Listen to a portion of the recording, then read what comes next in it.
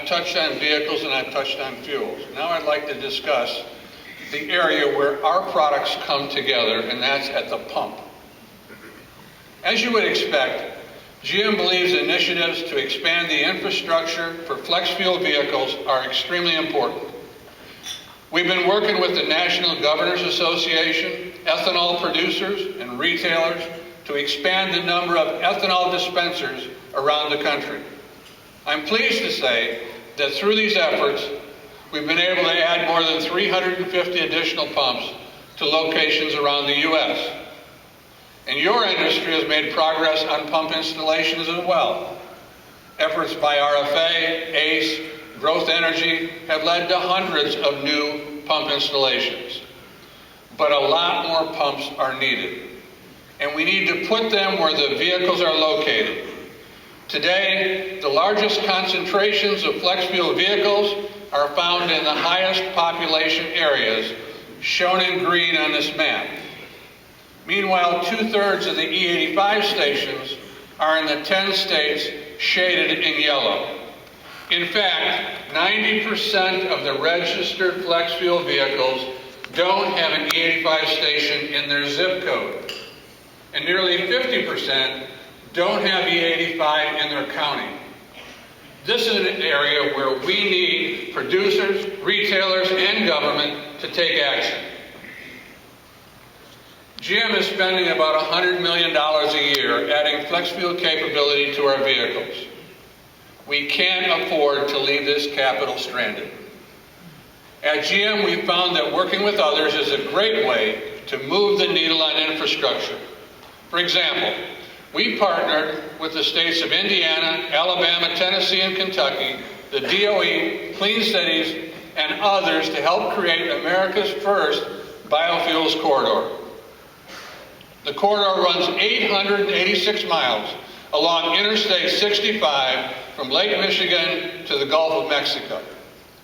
Since it was completed in 2008, motorists traveling along this route are never more than a quarter of a tank away from an E85 pump.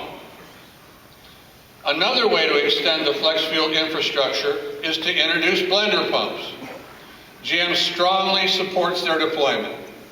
Blender pumps will allow retailers to put both mid and high-level ethanol blends into pumps that can be used for flex fuel vehicles. We believe these pumps will be a critical element in enabling consumers to choose the right fuel for their vehicles and other motorized equipment. We also believe it's critical to complete the planned testing of mid-level blends. Manufacturers and the public need to understand the impact of these blends on our current light-duty fleet, as well as off-road vehicles, boats, and other equipment. However, I'd add a note of caution.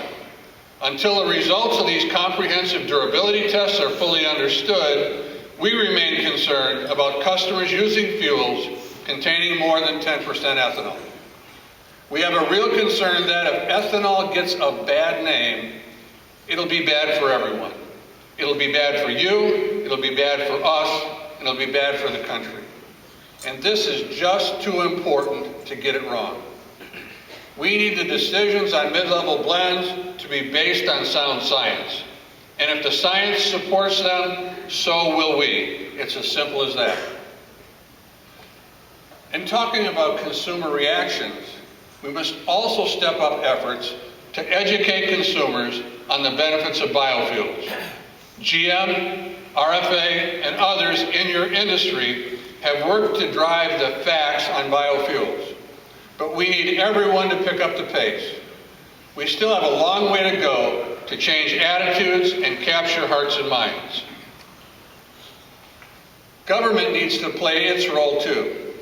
Federal, state, and local governments need to enable the introduction of fuels from a variety of energy sources.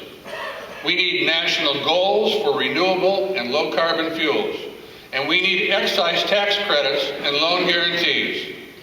They are important to mitigate early commercialization risks.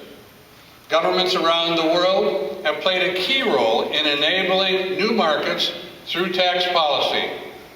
In most developed countries, This comes in the form of heavy taxation on both gas and diesel fuel. In other cases, alternative fuels, such as E85, have been enabled through tax relaxation. In the U.S., VTEC has been a critical enabler to the development of ethanol blend fuels. We need to see some form of VTEC that will continue to support the development of biofuels in the U.S.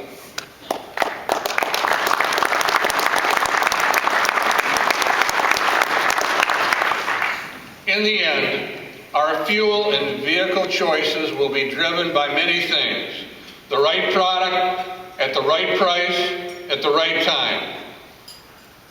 The promise of biofuels is real, and it's our job, our collective job, to get this done.